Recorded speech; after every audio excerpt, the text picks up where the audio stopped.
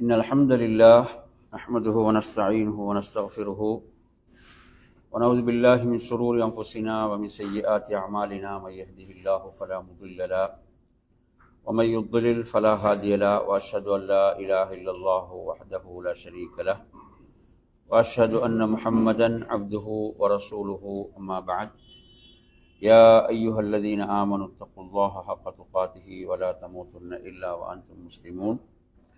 يا أيها الناس اتقوا ربكم الذي خلقكم من نفس واحدة وخلق منها زوجها وبث منهما رجالا كثيرا ونساء، واتقوا الله الذي تساءلون به والأرحام إن الله كان عليكم رقيبا. يا أيها الذين آمنوا اتقوا الله وقولوا قولا سديدا يصلح لكم أعمالكم ويغفر لكم ذنوبكم، ومن يطع الله ورسوله فقد فاز فوزا عظيما. فإن أصدق الحديث كتاب الله، وخير الهدي هدي محمد صلى الله عليه وسلم، وشر الأمور محدثاتها، وكل محدثة بدعة، وكل بدعة ضلالة، وكل ضلالة في النار. அன்பிற்குரிய நறுமை சகோதரர்களே, அஸ்ஸலாமு அலைக்கும் வரஹ்மத்துல்லாஹி வபரகாத்துஹு. இன்று ஷேக் அப்துல்லா உவைஸ் மீசானி அவர்களுடைய ஒரு பயான் நிகழ்ச்சி அறிவிப்பு செய்யப்பட்டிருந்தது. இன்னும் ஷேக் அவர்கள் வந்து சேரலை. வந்து சேர்ந்தால் இன்ஷா அல்லாஹ் அவருடைய பயானிலிருந்தும் பயன்பெறலாம்.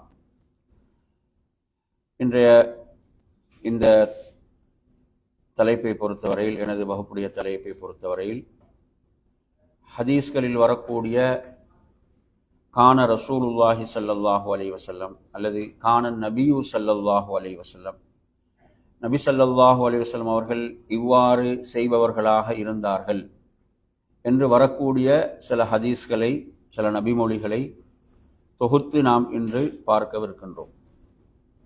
இது பல தலைப்புகளில் இந்த செய்திகள் வரும். இப்போ நபி ஸல்லல்லாஹு அலைஹி வஸல்லம் அவர்களுடைய வாழ்நாள்தான் நமக்கு முன்மாதிரி. உலக முஸ்லிம்கள் அல்லாஹுவையும் மறுமையுடைய வெற்றியையும் யாரெல்லாம் ஆதரவு வைக்கின்றார்களோ அவர்களுக்குரிய முன்மாதிரி நபி ஸல்லல்லாஹு அலைஹி வஸல்லம் அவர்கள். அல்லாஹுடைய தூதரை பின்பற்றுவதில்தான் நமக்கு வெற்றி இருக்கிறது. ஷேகுல் இஸ்லாம் இப்னு தைமியா ரஹிமஹுல்லா அவர்கள் குறிப்பிடுவார்கள், நீங்கள் உலகத்தில் உள்ள அனைவருக்கும் மாறு செய்தாலும் அல்லாஹ் உங்களிடம் கேட்க மாட்டான். ஆனால் அல்லாஹ்வுடைய தூதருக்கு மாறு செய்தால் அல்லாஹ் உங்களிடம் கேட்பான், விசாரிப்பான், கேள்வி உண்டு. அல்லாஹ்வுடைய தூதர் அல்லாஹுவால் இந்த உலகத்துக்கு இறுதி தூதராக அனுப்பப்பட்டார்கள். எதற்காக? முழு மனித சமுதாயமும் அவரை பின்பற்ற வேண்டும் என்பதற்காக. அன்பிற்குரியவர்களே, நபி ஸல்லல்லாஹு அலைஹி வஸல்லம் அவர்களுடைய முன்மாதிரிகளில் முதலாவது ஒரு ஹதீஸை நாம் பார்ப்போம். இந்த ஹதீஸ் புகாரியில் 789வது எண்ணில் இடம்பெறுகிறது. அபூ ஹுரைரா ரலியல்லாஹு அன்ஹு அவர்கள் அறிவிக்கிறார்கள், கான ரசூலுல்லாஹி ஸல்லல்லாஹு அலைஹி வஸல்லம் இதா காம இலஸ் ஸலாத்தி யுகப்பிரு ஹீன யகூம். அதாவது நபி ஸல்லல்லாஹு அலைஹி வஸல்லம் அவர்கள் தொழுகையில் நின்றால் அவர்கள் நின்ற நிலையில் என்ன செய்வார்கள்? தக்பீர் கூறுவார்கள். நின்ற நிலையில் தக்பீர் கூறுவார்கள். இது வந்து ஆரம்ப அந்த தக்பீர், முதல் தக்பீர். முதல் தக்பீரை பொறுத்தவரையில் நபி ஸல்லல்லாஹு அலைஹி வஸல்லம் அவர்கள் நின்ற நிலையில் தான் கூறுவார்கள்.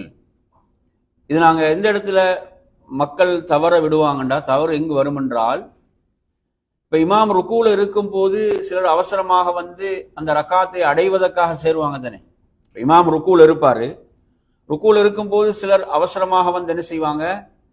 அந்த ரக்காத்திலே சேர்வதற்காக இமாமோடு ருக்கூவில் அவசரமாக சேருவார்கள். அப்படி சேரும் போது சிலர் தக்பீரை வந்து நிலையில் அப்படி நின்று கொண்டு சொல்ல மாட்டாங்க, அப்படியே குனிஞ்சு கொண்டு என்ன செஞ்சிடுவாங்க? அல்லாஹ் அக்பர் என்று சொல்லுவாங்க. புரியுது அவங்க சொல்றது? அப்ப இந்த இடத்துல அது என்ன செய்யுது? நபி வழிக்கு மாற்றமாக அமைகிறது. நபி வழிக்கு மாற்ற, நபி அவர்கள் அதை நின்ற நிலையில் தான் சொல்வார்கள். அந்த தக்பீரை எப்படிதான் சொல்லுவாங்க? நின்று கொண்டு. நின்ற நிலையில் தான் அல்லாஹு அக்பர் என்று சொல்வார். அப்ப இங்க பாத்தீங்கன்னா என்ன செய்யறது, அவசரம் அல்லாஹு அக்பர் அப்படி போறது. அப்ப அது நபி வழிக்கு என்ன மாற்றம், இதை நாங்கள் இந்த இடத்துல கவனிக்கிறோம். அதே போன்று சும்ம யகூலு இல்ல சும்ம யுகப்பிரு ஹீன யர்கஉ, ருக்கு செய்யும் போது தக்பீர் கூறுவார்கள். கொஞ்சம் வாங்க அனஸ், கொஞ்சம் செஞ்சு காட்டுங்க அந்த எப்படின்றது கொஞ்சம் வாங்க சொல்றேன். இப்ப அதாவது ருக்கு செய்யும் போது தக்பீர் சொல்லுவாங்க. எப்படி சொல்லுவீங்க? ருக்கு செய்யும் போது எப்படி தக்பீர் சொல்லுவீங்க? சத்தமா சொல்லுங்க தக்பீர். அதாவது ருக்கு செய்யும் போது, நிலையில் நின்றும் அல்ல. உங்களோட தக்பீர் எப்படிதான் வர வேணும்? செய்யும் போது எப்படி? அல்லாஹு அப்படி அப்படியே சொல்லிக்கொண்டு ருக்கு செய்யுங்க. அல்லாஹு அக்பர். புரியுது அவங்க சொல்றது? அதாவது சொல்லிக்கொண்டே ருக்குவுக்கு போறது. இப்ப இதுல ரெண்டு விஷயம் நடக்கக்கூடாது. இதுல ரெண்டு விஷயம் நடக்கக்கூடாது. ஒன்று அல்லாஹு அக்பர் என்ற நிலையில் சொல்லிட்டு ருக்குக்கு போக கூடாது. புரியுது அவங்க சொல்றது? சொல்லுங்க பாம். இல்ல இல்ல அப்படி இல்ல, அப்ப நிலையில் இல்லைங்க. அல்ல சொல்லுங்க. இப்ப இவர் தக்பீர் எங்க தான் சொல்றாரு? நிலையில் சொல்ற. இப்படியும் சொல்லக்கூடாது. அடுத்து சிலவங்க என்ன செய்வாங்கன்னா ருக்குவுக்கு போய் தக்பீரை சொல்லுவாங்க. போங்க ருக்குவுக்கு போங்க, இப்ப சொல்லுங்க, இப்ப சொல்லுங்க தக்பீர அல்லாஹ் அக்பர். அப்ப இதுவும் பிழை. புரியுது அவங்க சொல்றது? அப்ப அந்த தக்பீர் சொல்லுதல் என்பது எங்க நிகழ வேணும்? புரியுது அவங்க சொல்றது? அந்த செயலில் நிகழ வேண்டும் தக்பீர் சொல்வது என்பது. புரியுதா? இது ஒரு முக்கியமான விஷயம். சிலர் நின்ற நிலையிலே தக்பீரை சொல்றாங்க, சிலர் ருக்குவுக்கு போன பிறகு தக்பீரை சொல்றாங்க. இல்லை, இது அந்த செயல் நிகழும் போது. ஹதீஸ்ல எப்படி வருகிறது? அதாவது சும்ம யுகப்பிரு ஹீன யர்கஉ, ஹீன யர்கஉ ருக்கு செய்யும் போது. சரி உட்காருங்க. சரி ஜஸாக்கல்லாஹ் ஹைர். அப்ப அதே போன்று சும்ம யகூலு சமிஅல்லாஹு லிமன் ஹமிதா ஹீன யர்ஃபஉ சுல்பஹு மினர் ரக்அ. நபி ஸல்லல்லாஹு அலைஹி வஸல்லம் அவர்கள் ருக்குவிலிருந்து எழும் போதும் இதே போன்றுதான். புரியுது அவங்க சொல்றது? ருக்குவில் இருந்து எழும் போதும் இதே போன்றுதான். ருக்குல இருந்து கொண்டே சமிஅல்லாஹு லிமன் ஹமிதா சொல்லவும் கூடாது, ருக்குவிலிருந்து முழுமையாக எழுந்த பிறகும் சமிஅல்லாஹு லிமன் ஹமிதா சொல்லக்கூடாது. எப்ப சொல்ல வேணும்? அந்த செயல் நிகழும் போது. அந்த செயல் நிகழும் போதுதான் சமிஅல்லாஹு லிமன் ஹமிதா.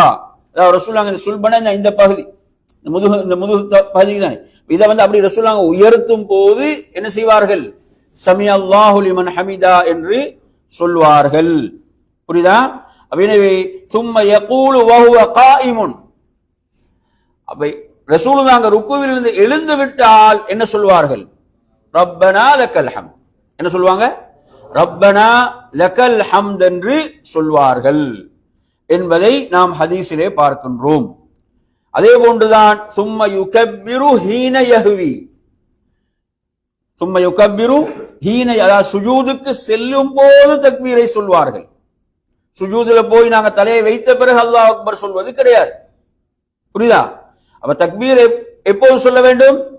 அந்த செயலில், அந்த செயல் நிகழ்ந்து கொண்டிருக்கும் போது தக்பீரை சொல்ல வேண்டும். புரியுதா அவங்க சொல்றது? எனவே இது நாங்க முக்கியமா இதெல்லாம் ஹதீஸ்ல வரக்கூடிய செய்திகள். அதே போன்று சும்ம யுகப்பிரு ஹீன யர்ஃபஉ ரஅஸஹு, சுஜூதிலிருந்து தலையை உயர்த்தும் போது, சுஜூதிலிருந்து தலையை உயர்த்தும் போது என்ன செய்ய வேண்டும்? தக்பீர் சொல்ல வேண்டும். சுஜூதிலிருந்தும் சொல்லக்கூடாது, உட்கார்ந்த பிறகும் அல்ல. எப்போது? தலையை உயர்த்தும் போது தக்பீர் சொல்ல வேண்டும், அல்லாஹு அக்பர் என்று சொல்ல வேண்டும். அதே போன்று சும்ம யுகப்பிரு ஹீன யஸ்ஜுது, அடுத்து இரண்டாவது சுஜூத் செய்யும் போது தக்பீர் சொல்ல வேண்டும். சும்ம யஃஅலு ذلك في الصلاة كلها حتى يقضيها. இது முழு தொழுகையிலும் இப்படித்தான், முழு தொழுகையிலும் இவ்வாறு தான் நிகழ வேண்டும். யகப்பிரு ஹீன யகூமு மின ஸின்தைனி பஅதல் ஜுலூஸ். அதே போன்றுதான் அந்த இரண்டாவது ரக்காத்துக்கு எழும் போதும் இவ்வாறு தான் என்ன செய்ய வேண்டும்? உட்கார்ந்து விட்டு எழும்போது தக்பீர் சொல்ல வேண்டும். அப்ப இது ஒரு முக்கியமான ஒரு சட்டம். சட்டம் உங்களுக்கு புரிஞ்சுட்டா? இதுல ஏதாவது டவுட் இருக்குதா? இல்ல ஏதாவது உங்களுக்கு கிளியர் பண்றதுக்கு டவுட் இருக்குதா? அப்ப உங்களுக்கு புரிஞ்சுட்டு தானே? அவன் அந்த நிறைய பேருக்கு இந்த தக்பீர் சொல்றதுல என்ன சரியான ஒரு விளக்கம் இல்லை இல்லைங்களா? தக்பீர் சொல்வதில் சரியான ஒரு விளக்கம் இல்லை. அதனாலதான் இந்த ஹதீஸ் மிக முக்கியமாக நாம் கவனிக்க வேண்டிய ஒரு செய்தி. எப்போது தக்பீரை சொல்வது? சில இமாம்களை பின்பற்றி நாங்க தொழுகிறோம். அந்த இமாம்களை பின்பற்றி தொழுகின்ற போது சில தவறுகள் நடக்குது. என்ன நடக்குது? சில தவறுகள் நடக்குது. பின்னால தொழக்கூடிய மாமூம்கள் பெரும்பாலும் சப்தத்தை ஃபாலோ பண்றாங்க. சப்தத்தை அல்ல ஃபாலோ பண்றது, சப்தத்தை நீங்க ஃபாலோ பண்ற இடங்களும் இருக்கிறது. உதாரணமா ரசூலுல்லாஹ் சொல்றாங்க, இதா கப்பரல் இமாமு ஃபகப்பிரு, இமாம் தக்பீர் சொன்னால் தக்பீர் சொல்லுங்க. இங்க நீங்க சவுண்டை தான் ஃபாலோ பண்ணு. அல்லாஹு அக்பர் என்று இமாம் சொன்னா நீங்க என்ன செய்யுங்க? அல்லாஹு அக்பர் என்று நீங்க தக்பீர் சொல்லுங்க. புரியுதா? ஓகே, அவங்க சொல்றது சரி. அடுத்த இடங்களை ஹதீஸ்ல எடுத்து படிச்சு பார்த்தீங்கன்னா, இதா ரக்கஅ ஃபர்கஉ, இமாம் ருக்கு செய்தால் ருக்கு செய்யுங்க. எப்படி வருது ஹதீஸ்ல? இமாம் ருக்கு செய்தால். சிலரை நாங்க பார்க்கிறோம், அல்லாஹு அக்பர் என்ற சவுண்ட் கேட்டுட்டாருண்டா உடனே ருக்குக்கு போயிடுவார். இமாம் ருக்குக்கு போனாரா இல்லையான்றது அவருக்கு பிரச்சனை கிடையாது. இமாம் ருக்குக்கு போனாரா இல்லையான்ற பிரச்சனை அவருக்கு கிடையாது. என்ன அவர் என்ன அல்லாஹ் அக்பர் என்று சப்தத்தை கேட்டா ருக்குக்கு போயிடும். அப்படி ஹதீஸ் வருது. ஹதீஸ் அப்படி வரல. எப்படி வருது? இமாம் ருக்கு செய்தால் ருக்கு செய்யுங்க. அப்ப நீங்க இமாமை பார்க்கலாம். தொழுகையில் இருக்கும் போது, நீங்க தொழுகையில் இருக்கும் போது யாரை பார்க்கலாம்? இமாமை பார்க்கலாம். சில கண்ணை மூடினா தொழுகை முடியும் வரையும் கண்ணை திறக்கிறது இல்லை. அது கூடாது. தொழுகையில சிலர் நினைக்கிறாங்க கண்களை மூடினாதான் உள்ளச்சம். அப்படி அல்லாஹ்வுடைய தூதர் சொல்லி தரல. பாருங்க, ஹதீஸ்கள் எடுத்து படிச்சு பாத்தீங்கன்னா, நபி அவர்களுடைய தொழுகையை பற்றி அறிவிக்கக்கூடிய சஹாபாக்கள் நபி தோழர்கள் சொல்கிறார்கள், நபி அவங்க துஹருடைய தொழுகையில அசருடைய தொழுகையில அவங்க ஓதுவதை நாம் எப்படி அறிந்து கொள்வோம்னா, அவங்களோட தாடியுடைய அசைவுகள் ஓதும் போது என்ன செய்யும்? தாடி அசையும். இந்த அசைவுகளை வைத்து நாங்க என்ன செய்வோம்? நபி அவர்கள் ஓதுகிறார்கள் என்பதை துஹர் அசர்ல எல்லாம் சொல்லுவோம், சப்தமா ஓத மாட்டான். அதை வைத்து நாம் என்ன செய்வோம்? முடிவு செய்வோம் என்றான். அப்ப நபி என்ன செய்யறாங்க? தொழுகையில சஹாபாக்கள் பார்ப்பார்கள். அடுத்து இதுல இன்னொரு முக்கியமான சட்டம் இருக்குது. என்ன சட்டம்? சிலர் தக்பீர் கட்டினால் உள்ளத்தால தான் ஓதுறாங்க, வாயுட அசைவுகள் இல்லை. அப்ப இந்த தொழுகையும் ஏற்றுக்கொள்ளப்படாது. வாயுடைய அசைவுகள் இருக்க வேண்டும், அவருக்கு கேட்கக்கூடிய அளவில் ஓத வேண்டும். ரசூலுல்லாஹ் சொல்றாங்க, லா ஸலாத்த லிமன் லம் யக்ரா பிஃபாத்திஹத்தில் கிதாப், சூரத்துல் ஃபாத்திஹா ஓதாதவருக்கு தொழுகை இல்லை. ஓதாதவர் என்ன செய்யணும்? ஓதுதல் நடைபெறும். அவருக்கு கேட்கக்கூடிய அளவுல ஓத வேண்டும்.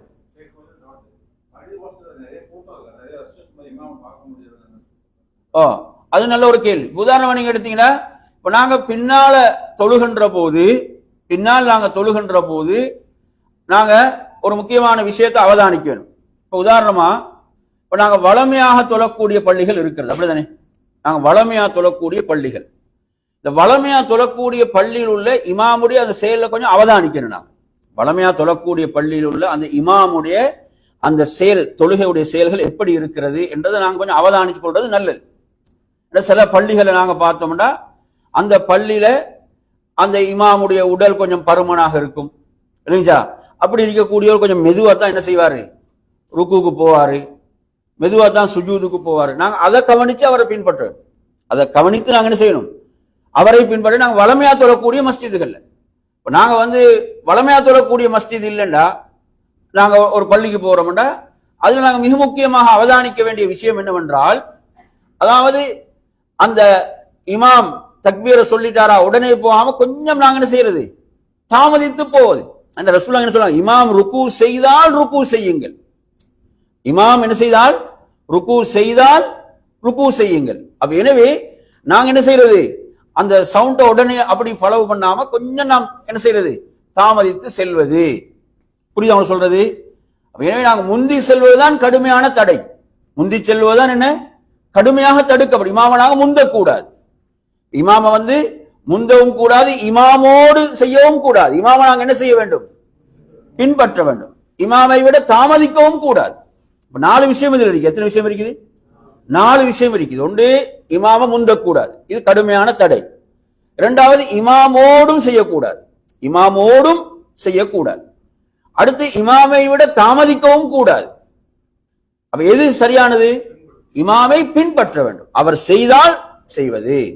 புரியுதா? சிலவங்களை பாத்தீங்கன்னா இப்ப நிலையில் இருக்கும் போது இமாம் அல்லாஹ் அக்பர் சொல்றதுக்கு முந்தி அவர் அல்லாஹ் அக்பர் சொல்வார். இப்படியும் சிலவங்க இருக்கிறான். இமாம் ருக்குவுக்கு போறதுக்கு அல்லாஹ் அக்பர் என்று சொல்வதற்கு முன்னாலே பின்னால சிலர் அல்லாஹ் அக்பர் என்றுவாங்க. இப்படி இமாம் முந்த கூடாது. இமாம் என்ன செய்யக்கூடாது? முந்த கூடாது. இது நாங்க கவனத்துல கொள்ள வேண்டிய ஒரு விஷயம். எனவே நறுமையான சகோதரர்களே, இந்த ஹதீஸை நாங்க நன்றாக புரிந்து கொள்ள வேண்டும். ரசூலுல்லாஹ் இந்த இடத்துல எல்லாம் சவுண்டை ஃபாலோ பண்ண சொல்லல, சொன்னது செயலை. இமாம் ருக்கு செய்தால் ருக்கு செய்யுங்கள். இமாம் ருக்குவிலிருந்து எழுந்தால் நீங்கள் ரப்பனா எழுந்து சமி அல்லாஹு லிமன் ஹமிதா என்று சொன்னால் நீங்கள் ரப்பனா லக்கல் ஹம்த் என்று நீங்கள் சொல்லுங்கள். ரப்பனா வலக்கல் ஹம்த் என்று சொல்லுங்கள். பல ரிவாயத்துக்கள் அதுல வருகிறது. அதே போன்றுதான் இமாம் சுஜூத் செய்தால், பரா இப்னு ஆசிப் ரலியல்லாஹு அன்ஹு அறியக்கூடிய ஒரு ஹதீஸை நீங்க பார்க்கலாம். அதாவது நபி அவர்கள் பூமியில் நெற்றியை வைத்த பிறகுதான் நாம் சுஜூதுக்காக குனிவோம். எப்படி ஹதீஸ்ல வருது?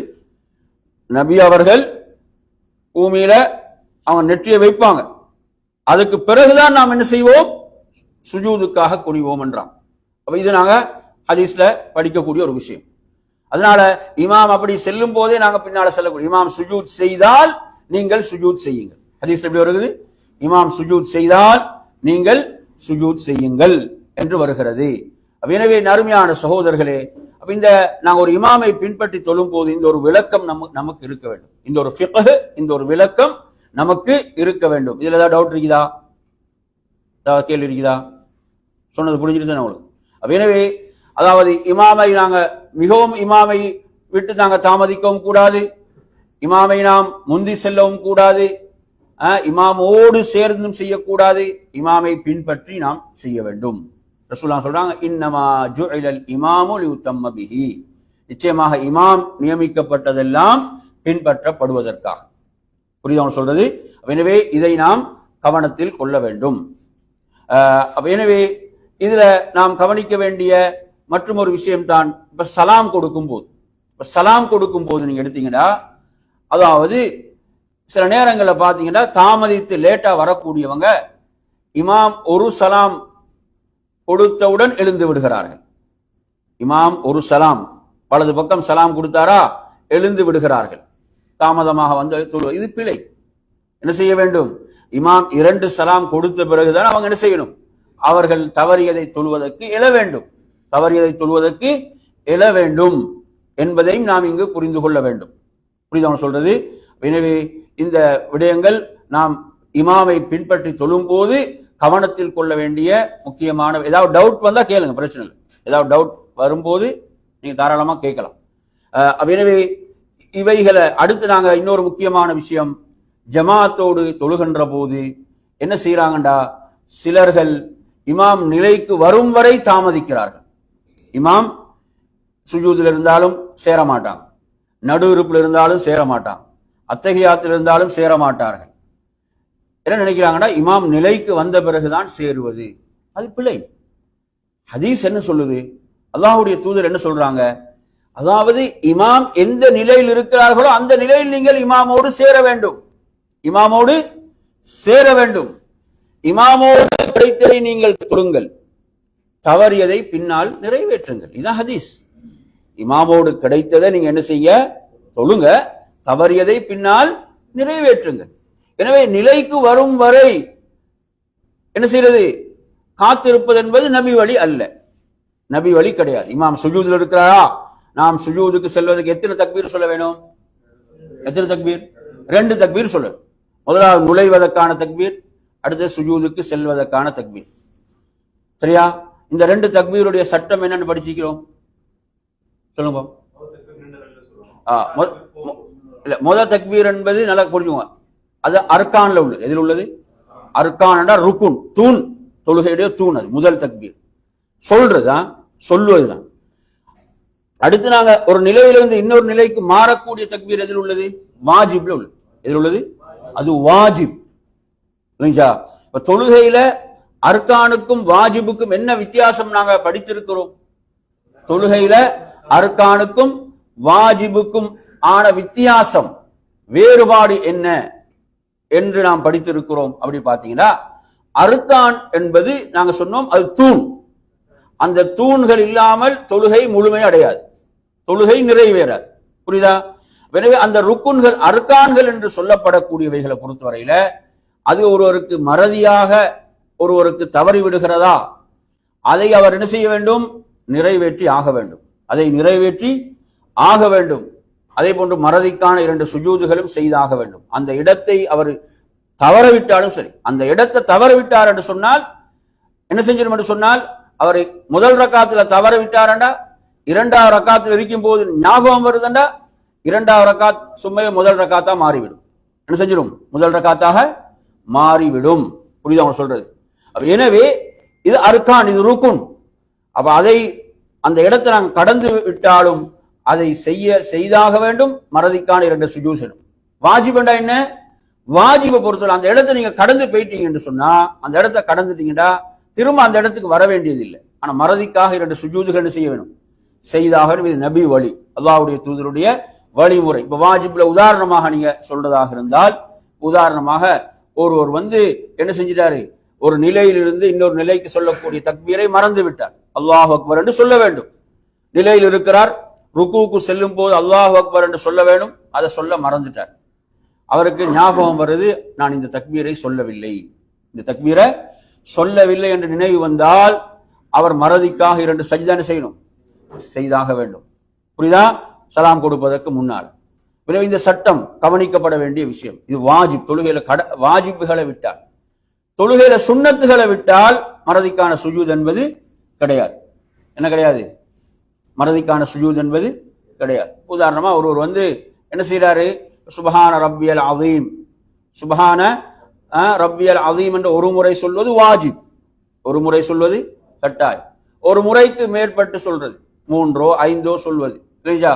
ஒருத்தர் அப்படி சொல்வதை பொறுத்தவரை அது சுன்னாவில் உள்ளது. அந்த எண்ணிக்கையில் அவருக்கு ஒன்றை விட அவர் சொன்னதுல குறைபாடு அப்படின்னு நினைச்சாருன்னா அதுக்கெல்லாம் மறதிக்கான சுஜூத் என்பது கிடையாது. அதே மாதிரி தக்பீர் கட்டியவுடன் ஓதக்கூடிய துஆ, தக்பீர் கட்டியவுடன் ஓதக்கூடிய துஆ, இந்த துஆவை பொறுத்தவரையில இது சுன்னா. இதை ஒருத்தர் தவறி விட்டது என்றால் அதற்கான மறதிக்கான சுஜூத் என்பது என்ன செய்யுது? அதுக்கு கிடையாது, மறதிக்கான சுஜூத் என்பது கிடையாது. அதே மாதிரிதான் இன்னொரு விஷயம், இன்னொரு சட்டம் நீங்க புரிந்து கொள்ள வேணும். இப்ப நீங்க இமாம் சுஜூதுல இருக்கும் போது இமாமோடு போய் சேர்றீங்க, சுஜூதுல இருக்கும் போது போய் சேருகிறீர்கள், அதன் பிறகு நீங்க எழுகின்றீர்கள். எழுவது உங்களுக்கு முதல் ரக்காத்தாக இருந்தாலும் அதுல நீங்க இந்த சனா ஆரம்ப துவா ஓதக்கூடாது, அதை நீங்க என்ன செய்யக்கூடாது. ஏன்னா அந்த இடம் உங்களுக்கு தவறி போய் விட்டது, நீங்க இமாமோ சுஜூதில் தான் சேர்ந்து இருக்கிறீங்க என்ற ஒரு விடயத்தையும் நாம் இங்கே புரிந்து கொள்ள வேண்டும். எனவே இதெல்லாம் நாங்கள் தொழுகையோடு நாம் தொழக்கூடிய. வேற உங்களுக்கு ஏதாவது டவுட்டுகள் கேள்விகள் இருக்குதா? இதுல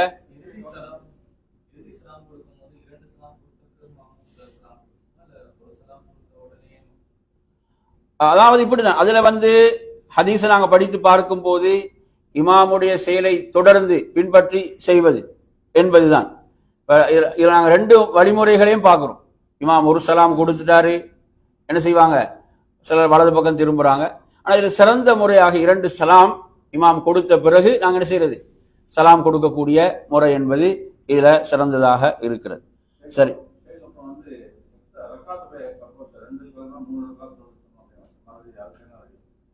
அதாவது ரக்காத்துகள் சந்தேகம் வந்தால், தொழுகையுடைய ரக்காத்துகளில் அந்த ரக்காத்துகளுடைய எத்தனை தொழுதோம், 2 தொழுதோமா 3 தொழுதோமா என்ற ஒரு சந்தேகம் வரும்போது இதற்கு மார்க்கம் சொல்லக்கூடிய தீர்வு, முதலாவது தீர்வு என்னவென்று சொன்னால், உறுதியோடு சந்தேகம் இணையாது. இது ஒரு மிக முக்கியமான அடிப்படை, நல்லா புரிஞ்சுங்க. என்னது? உறுதியோடு, சொல்லுங்க, உறுதியோடு சந்தேகம் இணையாது. உதாரணமா நான் உங்களுக்கு அந்த கேள்விக்கு பதில் சொல்றதுக்கு முன்னால பாருங்க. உதாரணமா ஒருத்தர் உழு செஞ்சுட்டு வாரார், சரியா? நல்ல முறையில உழு செஞ்சுட்டு வாரார். உழு செய்து விட்டு வரும்போது என்ன செய்யறது, அந்த உறுப்பை சரியா கழுவினேனா, இந்த உறுப்பை சரியா கழுவினேனான்னு வரக்கூடிய சந்தேகங்களை நாங்க கண்டுகொள்ளவே கூடாது. ஏன்னா நாங்க அந்த செயலை செஞ்சிட்டோம், அந்த செயலை செஞ்சோம், அது முழுமையாக உருவ நிறைவேற்றி விட்டு வருகிறோம். வரும்போது சைத்தான் என்ன இப்படியான சந்தேகங்களை போடுவான்டா, நீ அந்த உறுப்பை சரியாக கழுவினாயா, இப்படியான இது இதுக்கு நாங்க இடம் கொடுக்கவே கூடாது. சைத்தான் இப்படியான ஊசலாட்டங்களை கொண்டு வருவான். அதனாலதான் ரசூலுல்லாஹ் அந்த காற்று பிரிவதை சொல்லும் போது அதற்கு சொன்ன தீர்வு என்ன? காற்று பிரிந்த மாதிரியான ஒரு உணர்வை சைத்தான் ஏற்படுத்துவான். காற்று பிரிந்தது போன்ற ஒரு உணர்வை சைத்தான் ஏற்படுத்துவான். அப்படி சைத்தான் ஏற்படுத்தும் போது என்ன செய்யுது? தொழுகையுடைய உள்ளச்சம் பாதிக்குது, தொழுகையுடைய அந்த ஈடுபாடு பாதிக்குது, இதெல்லாம் பாதிக்குதா இல்லையா? அதனாலதான் ரசூலுல்லாஹ் என்ன சொல்றாங்க, அதாவது சப்தத்தை கொண்டு முடிவு செய்யுங்க அல்லது அதனுடைய துர்நாற்றத்தை கொண்டு முடிவு செய்யுங்க. சும்மா இப்படியாக வரக்கூடிய இந்த சந்தேகங்களுக்கெல்லாம் இடம் கொடுக்காதீங்க. இதுக்கெல்லாம் நீங்க முடிவு செய்ய வேண்டிய இந்த ரெண்டுல ஒன்றை கொண்டுதான். ஏன் ஷைத்தான் என்ன செய்வானா, அந்த தொழுகையுடைய உள்ளச்சத்தில் இப்படியான பிரச்சனைகளை ஏற்படுத்துவான். புரியுது அவங்க சொல்றது? அதே போன்றுதான் இப்ப ரக்காத்துகளை பொறுத்தவரை நல்லா புரிஞ்சுக்கோங்க. உறுதியோடு சந்தேகம் இணையாது என்ற அந்த அடிப்படையில அவருக்கு உறுதி எத்தனை? 2 ரக்காத் என்பது உறுதி என்ன வைங்க, 2 ரக்காத் தான், 3 ரக்காத் கிடையாது என்று உறுதியாகிவிட்டால் உறுதியை எடுத்துக்கொள்வார். உறுதியை தான் அவர் எடுக்க வேண்டும். புரியுது அவங்க சொல்றது? உறுதியை எடுத்துக்கொள்வார், உறுதியை எடுத்து செயல்படுவார். அதே நேரத்தில் அவருக்கு உறுதி செய்து கொள்ள முடியாத நிலையில் இருக்கிறார். 2ஆ 3ஆ, அங்கே 50% இங்கே 50% என்று இருக்குது. முடிவு செய்ய முடியாத நிலை என்றால் இந்த சந்தர்ப்பத்தில் பேணுதல் என்ற அடிப்படையில் அவர் 2 ரக்காத் தான் எடுப்பார், குறைவை தான் எடுப்பார். என்ன செய்வாரு? குறைவை தான் அவர் எடுப்பார், குறைவை எடுத்து செயல்படுவார். ஆனா இந்த சந்தர்ப்பங்களில் எல்லாம் அவர் மறதிக்காக இறுதியில 2 சஜிதாக்களை செய்து கொள்வார். புரியுதா? சந்தேகம் வந்துட்டா இல்லையா? எனவே மறதிக்காக என்ன செய்வாரு? இறுதியாக 2 சஜிதாக்களை செய்து கொள்வார் என்ற சட்டத்தை நாம் இதிலே விளங்கிக் கொள்ள வேண்டும், புரிந்து கொள்ள வேண்டும். வேற எதுவும் டவுட் இருக்குதால?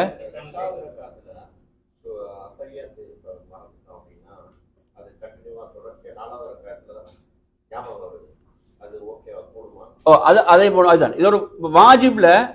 இவர் கேட்கறது 2வது ரக்காத்துல அத்தஹியாத்துல உட்காருதல் என்பது வாஜிப்ல உள்ளது. சரி, வாஜிபை பொறுத்தவரை நல்லா புரிஞ்சுக்கோங்க. அந்த இடத்தை விட்டு நீங்க கடந்து செல்வதற்கு முன்னால் நினைவு வந்தால் நீங்க உடனே உட்கார்ந்து விடலாம். இப்ப நீங்க எழும்போதே நினைவு வருது, எழும்போதே நினைவு வந்தா உடனே உட்கார்ந்து விடலாம். புரியுது அவங்க சொல்றது? நீங்க எழுந்து தக்பீரையும் கட்டிய பிறகு, எழுந்து தக்பீரையும் கூறிய பிறகு, கட்டிய பிறகு உங்களுக்கு நினைவு வந்தால் நீங்க மறுபடியும் வர வேண்டியது இல்லை. நீங்க தொழுகையை கண்டினியூ பண்ணுவீங்க. இறுதியில சலாம் கொடுப்பதற்கு முன்னால மறதிக்காக 2 சஜிதாக்களை செய்வீர்கள், மறதிக்காக 2 சஜிதாக்களை செய்வீர்கள். இதுதான் அதற்கான அதான் வாஜிபை பொறுத்தவரையில. அந்த இடத்தை நீங்க கடந்து போயிட்டீங்கன்னா திரும்ப வர வேண்டியது இல்லை. அதுக்கு நீங்க பகரமாக மறதிக்கான 2 சஜிதாக்களை செய்து விட்டால் போதுமானது. சரியா?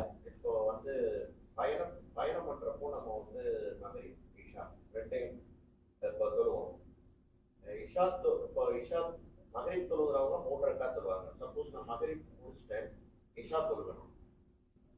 இமாம் இஷா தொழுகிற இமாமுக்கு பின்னாடி மகரிப் தொழுகிற இமாமுக்கு பின்னாடி இருந்து இஷா தொழுகிறேன். இப்போ 2 ரக்காத்து முடிஞ்சவனா அவர் 3ஆவது ரக்காத்தை எந்திரிச்சிருவாரு. இப்போ நான் என்ன செய்யணும்? நான் எப்படி அதை கண்டினியூ பண்ணி அவரோட இருந்து ஃபைனலாக முடிக்கணுமா, இந்த இடையிலே சலாம்? நல்ல ஒரு கேள்வி. இது பலருக்கும் பிரயாணத்தில் ஏற்படக்கூடிய ஒரு சிக்கல். சரிதானே? பிரயாணத்தில் நாங்கள் மிக முக்கியமாக ஒரு விஷயத்தை சொல்லிக்கொள்ள என்னென்னு சொன்னால், பிரயாணத்தில் மஸ்ஜிதுக்குள்ள நுழையக்கூடியவர்கள் அந்த இமாம் தொழுவது மகரிபா இஷாவா என்றதை நாங்கள் உறுதிப்படுத்த வேண்டிய அவசியமே கிடையாது. ஏன்னா சிலர் பள்ளி உள்ளுக்கு போன முதலாவது என்ன கேட்பாங்கடா, பக்கத்தில் உள்ளவர்கிட்ட இவர் என்ன தொழுகிறாருன்னு கேட்பாங்க, மகரிபா இஷாவா. இந்த கேள்வியே அவசியமற்றது. அதாவது நாம் எந்த தொழுகையை தொழ வேண்டுமோ அந்த தொழுகையுடைய நீயத்தோடு நாம் அந்த ஜமாத்தில் இணைய வேண்டும். சரியா? ஜமாத் நடக்கும் போது தனியாக தொழுதாலும் அது நபி வழிக்கு முரண். ஜமாத் நடக்கும் போது நாங்கள் இன்னொரு ஜமாத் ஆரம்பிப்பது அதைவிட பயங்கரமானது, அதைவிடவும் நபி வழிக்கு மாற்றமானது. எனவே இங்க நபி வழி அந்த ஜமாத்துல நாங்க இணைந்து தொழுவது, அந்த ஜமாத்துல இணைந்து நாம் தொழுவது. இப்ப நீங்க சொல்வது போன்று, அதாவது மகரிபை தொழக்கூடிய ஒரு இமாமுக்கு பின்னால் ஒரு பிரயாணி இஷாவை தொழும் போது அதில் 2 முறைகள் அதுல கவனிக்கப்படும். 2 முறைகள். ஒன்று அவர் 2வது ரக்காத்தில் அத்தஹியாத்துல அமர்ந்து அப்படியே உட்கார்ந்து இருப்பார். இமாம் 3வது ரக்காத்தை அங்க உட்கார்ந்து அத்தஹியாத்துல உட்கார்ந்து சலாம் கொடுக்கும் வரை இருந்து அந்த இமாம் சலாம் கொடுக்கும் போது அவரோடு சேர்ந்து என்ன செய்வார்? சலாம் கொடுப்பார். இதுதான் இதுல சிறந்த முறை. இன்னொரு முறை இதுல என்னென்று சொன்னால், 2வது ரக்காத்தில் இமாமை விட்டு பிரிவதாக மனதால் எண்ணி அவர் சலாம் கொடுத்து என்ன செஞ்சிருவாரு, அந்த இதை விட்டு பிரிந்து விடுவார். இந்த 2 முறைக்கும் என்ன இருக்குது, மார்க்கத்தில் ஆதாரம் அனுமதி இருக்கிறது. எனவே இதுல நாம் கவனிக்க வேண்டிய சட்டம்.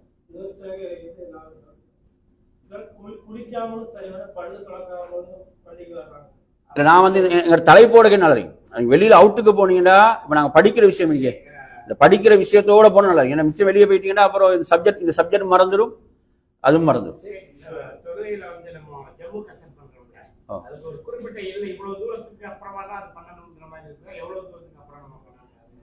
அதாவது இதுல நீங்க பிரபலமான கருத்து நீங்க எடுத்தீங்கன்னு சொன்னா, அதாவது 80 கிலோமீட்டர் என்பது இல்லைங்களா, 80 கிலோமீட்டர் என்பதை பொறுத்தவரையில இதில் உள்ள ஒரு பிரபலமான ஒரு கருத்து புரியுதா சொல்றது.